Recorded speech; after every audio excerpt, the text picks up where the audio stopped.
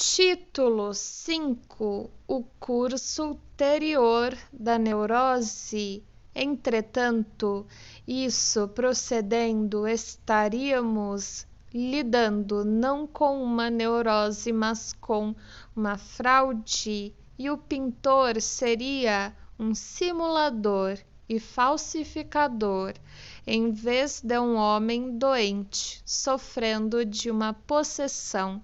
Os estágios intermediários entre a neurose e a simulação, contudo, são muito fluidos, como sabemos.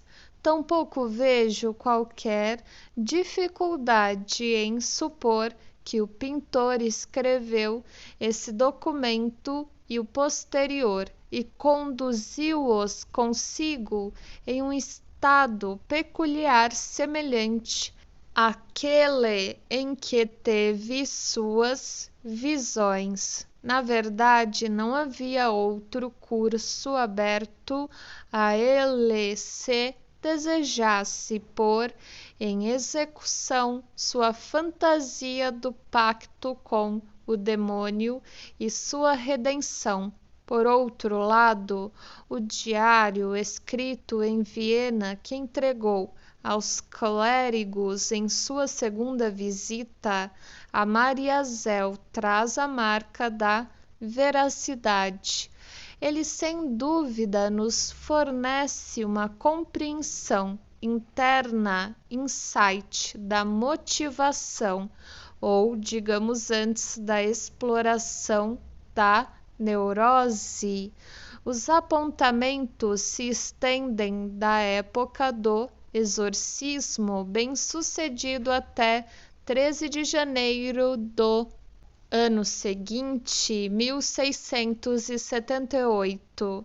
Até 11 de outubro, ele se sentiu muito bem em Viena, onde morava com sua irmã casada. Depois, porém, teve novas crises com visões, convulsões, perda de consciência e sensações penosas que finalmente acarretaram seu retorno a Mariazel em maio de 1678. A história de sua nova doença incide em 3 fases. Primeiramente, a tentação apareceu-lhe sob a forma de um cavaleiro finamente vestido, tentando persuadi-lo a jogar fora o documento que atestava sua admissão à Irmandade do Santo Rosário. Resistiu a essa tentação, após o que a mesma coisa sucedeu no dia seguinte. Apenas desta vez a cena se dispondo em um salão magnificamente decorado, onde imponentes senhores dançavam com formosas damas.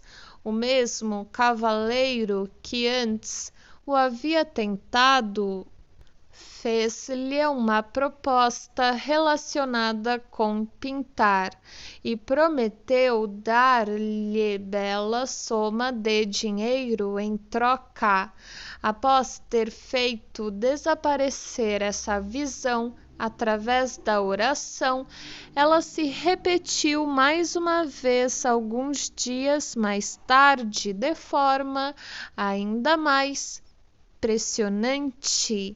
Desta vez, o cavaleiro enviou até ele uma das damas mais belas que estavam sentadas à mesa de banquete, para persuadi-lo a unir-se à sua companhia, e ele teve dificuldade em defender-se da tentadora proposta. Mais terrificante de todas, ademais, foi a visão que lhe ocorreu pouco após isso. Viu um salão ainda mais magnífico, onde havia um trono feito de peças de ouro.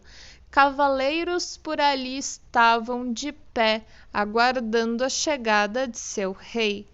A mesma pessoa que tão a miúde lhe fizera propostas aproximou-se então dele e o convocou a ascender ao trono, pois desejavam tê-lo como rei para honrá-lo para sempre. Essa fantasia extravagante concluiu a primeira fase perfeitamente transparente da história de sua tentação. Estava fadado a haver uma reviravolta nisso, e com efeito iniciou-se uma reação ascética. Em 20 de outubro apareceu uma grande luz, e dela saiu uma voz, identificando-se como Cristo, e ordenou-lhe renegar este mundo perverso e servir Deus no deserto durante 6 anos.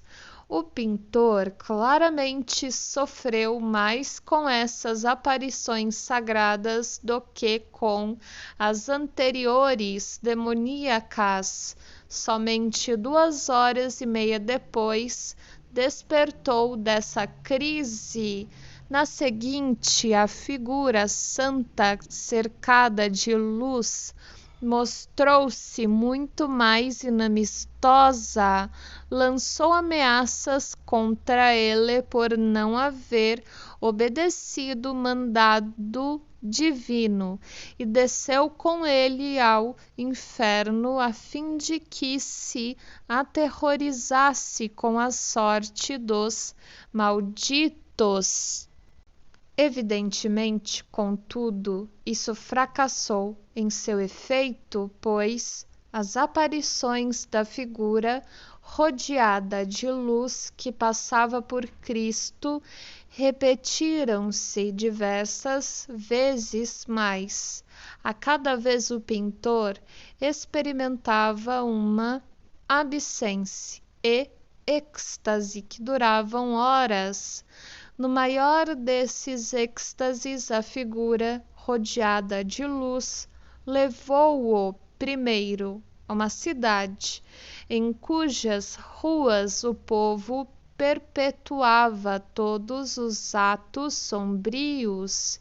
Então, em contraste, conduziu-o a um prado encantador em que anacoretas levavam uma vida devota e recebiam provas tangíveis da graça e do cuidado de Deus.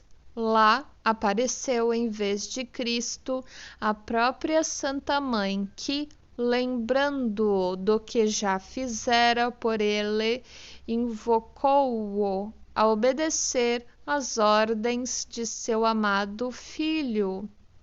Abre aspas, de vez que não podia verdadeiramente decidir-se assim proceder. Fecha aspas. Cristo apareceu-lhe novamente no dia seguinte e repreendeu-o vigorosamente com ameaças e promessas. Por fim, ele cedeu e resolveu abandonar o mundo e fazer o que era exigido dele. Com essa decisão, terminou a segunda fase. O pintor declara que, dessa época em diante, não teve mais visões ou tentações. Não obstante, sua resolução não pode ter sido bastante firme ou deve ter retardado sua execução por tempo demais, pois enquanto se achava em meio às suas devoções em 26 de dezembro em a Catedral de Santo Estevão, ao avistar uma robusta jovem acompanhada por um cavalheiro elegantemente trajado, não pôde afastar o pensamento de que ele próprio poderia estar no lugar do cavalheiro, isso exigia castigo, que nessa mesma noite o acometeu como um raio.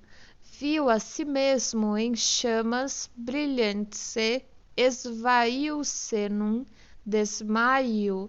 Fizeram-se tentativas de despertá-lo, mas ele rolou pelo quarto até o sangue fluir de sua boca e nariz. Senti estar rodeado de calor e odores infectos, e escutou uma voz dizer que fora condenado a esse estado em punição por seus pensamentos vãos e ociosos. Posteriormente, espíritos maus o açoitaram com cordas e foi-lhe dito que todos os dias seria assim, atormentado, até que se decidisse a entrar para a ordem dos anacoretas. Essa experiência prosseguiram até a última anotação em seu diário. 13 de janeiro. Vemos como as fantasias de tentação de nosso desafortunado pintor foram sucedidas por outras ascéticas e, finalmente, por fantasias de punição.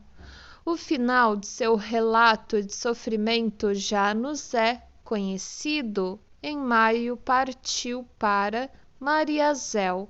Contou sua história de um compromisso anterior, escrito em tinta preta, ao qual explicitamente atribuiu seu tormento continuado pelo demônio.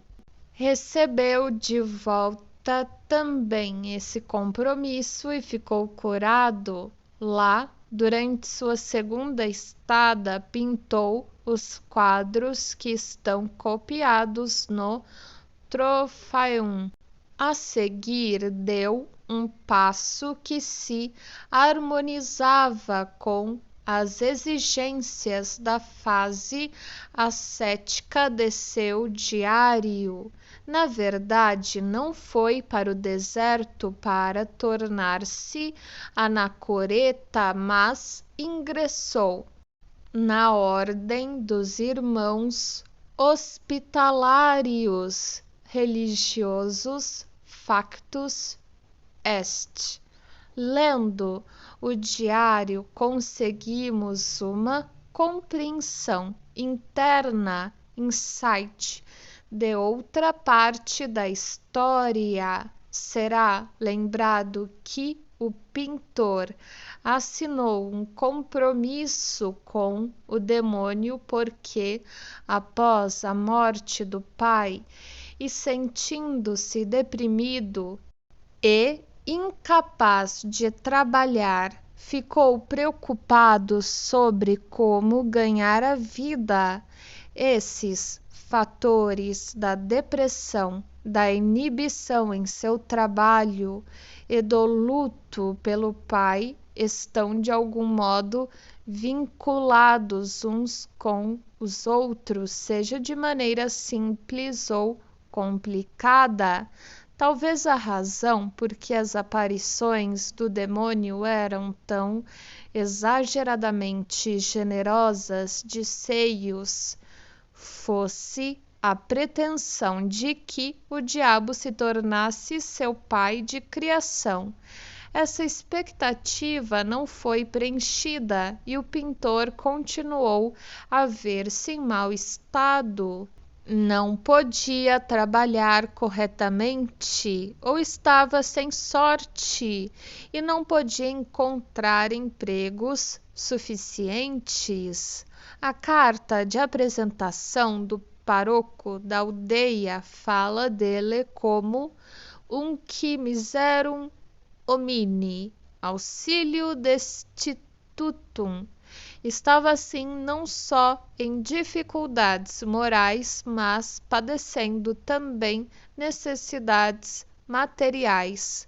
No relato em seu diário de suas visões posteriores, encontramos aqui e ali observações a indicar como o fazem os conteúdos das cenas descritas, que mesmo após o primeiro e bem-sucedido exorcismo, nada se alterara em sua situação.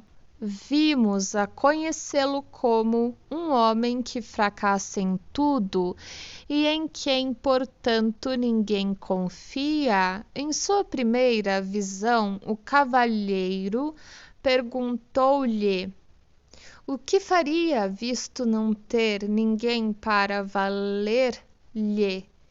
A primeira série de visões em Viena harmonizava-se completamente com as fantasias repletas de desejo de um homem pobre que decaíra no mundo e estava faminto de prazer. Salões magnificentes, elevado passadio, baixelas de prata e belas mulheres. Aqui encontramos realizado o que estava faltando em suas relações com o demônio. Nessa época, ele estivera em melancolia que o tornara incapaz de fruir qualquer coisa e o obrigara a rejeitar as ofertas mais atraentes. Após o exorcismo, a melancolia parece ter sido superada e todos os seus desejos mundanos mais uma vez ficaram ativos. Em uma das visões ascéticas, queixou-se a seu guia Cristo de que ninguém tinha crença nele, sendo, pois, incapaz de executar as ordens a ele atribuídas. A resposta recebida, infelizmente, nos é obscura, ainda que eles não acreditem em mim, sei bem o que aconteceu, mas não posso declará-lo. Especialmente esclarecedoras, contudo, são as experiências porque seu guia celeste o fez passar entre os anacoretas. Chegou a uma caverna onde um velho estivera sentado durante os últimos 70 anos e, em resposta a uma pergunta, soube que esse ancião fora alimentado todos os dias por anjos de Deus. Então viu por si próprio como um anjo trazia alimento ao velho, 3 pratos com comida, uma côdea de pão, um bolinho e um pouco de bebida. Após o eremita ter comido, o anjo reuniu tudo e levou-o consigo. Podemos ver qual a tentação que as piedosas visões ofereciam ao pintor. Destinavam-se a induzi-lo a adotar um modo de existência em que não mais necessitaria preocupar-se com a subsistência. As palavras de Cristo na última visão são também de nota. Após ameaçar que, não se mostrando dócil, aconteceria algo que o obrigaria e ao povo a acreditar nisso, Cristo deu-lhe um aviso de que não devo prestar atenção ao povo, mesmo que me persigam ou não me deem auxílio. Deus não me abandonaria. Christoph Heisman tinha bastante de artista e de filho deste mundo para achar difícil renunciar a este mundo pecaminoso, não bastante em vista de sua posição desamparada. Ao final, assim procedeu, entrou para uma ordem sagrada. Com isso, tanto sua luta interior quanto sua necessidade material terminaram. Em sua neurose, esse desfecho refletiu-se no ato de suas crises e visões terem um fim com a devolução de um suposto primeiro compromisso. Na realidade, ambas as partes de sua doença demoníaca tinham o mesmo significado. Ele quisera todo o tempo simplesmente tornar segura sua vida. Primeiro tentara segui-lo com a ajuda do demônio, ao custo de sua salvação, e quando isso fracassou e teve de ser abandonado, tentara alcançá-lo com o auxílio do clero, ao custo de sua liberdade e da maioria das possibilidades de prazer na vida. Talvez ele próprio fosse apenas um pobre diabo, simplesmente sem sorte. Talvez fosse ineficiente ou pouco talentoso demais para ganhar a vida, e um daqueles tipos de pessoas que são conhecidas como bebês eternos, incapazes de arrancar-se do estado beatífico no seio da mãe, e que por toda a vida persistem na exigência de serem nutridos por alguém. Foi assim que, nessa história de sua enfermidade, ele seguiu o caminho que levou de seu pai por intermédio do demônio como substituto paterno aos piedosos padres da Igreja.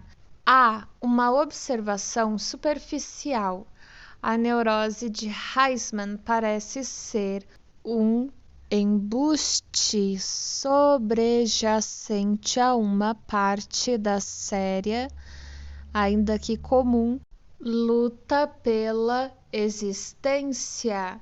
Nem sempre é esse o caso, porém assim sucede não poucas vezes. Os analistas a miúde descobrem quão improdutivo é tratar um homem de negócios que, embora sob outros aspectos em boa saúde, apresentou por algum tempo sinais de neurose. A catástrofe nos negócios com que ele próprio se sente ameaçado arremessa para cima a neurose como um subproduto, e isso lhe concede a vantagem de poder ocultar suas preocupações sobre a vida real por trás de seus sintomas. Afora isso, porém, a neurose não serve a qualquer propósito útil, visto utilizar forças que teriam sido mais lucrativamente empregadas tratando-se racionalmente com a situação perigosa. Em casos bem mais numerosos, a neurose é mais autônoma e independente dos interesses de autopreservação e autoconservação. No conflito criador da neurose, o que está em jogo são interesses unicamente libidinais ou interesses libidinais em vinculações íntimas com interesses autopreservativos. Em todos os três casos, a dinâmica da neurose é a mesma. Uma libido representa que não pode ser satisfeita na realidade, logra êxito com o auxílio de uma regressão a fixações antigas em encontrar descarga através do inconsciente reprimido. O ego do doente, na medida em que pode extrair um lucro da doença, a partir desse processo aprova a neurose, embora não possa haver dúvida de sua nocividade em seu aspecto econômico. Tampouco a desesperada situação de nosso pintor na vida teria provocado nele uma neurose demoníaca se sua necessidade material não houvesse intensificado o anseio pelo pai. No entanto, após livrar-se de sua melancolia e do demônio, ainda teve de enfrentar a luta entre sua fruição libidinal da vida e sua compreensão de que os interesses de autopreservação exigiam imperativamente renúncia e ascetismo. É interessante ver que o pintor estava bem ciente da unidade das duas partes de sua moléstia, pois atribuiu ambas aos compromissos firmados com o demônio. Por outro lado, não efetuou uma distinção nítida entre as operações do espírito mau e as dos poderes divinos, e tinha apenas uma descrição para ambas. Eram manifestações do demônio.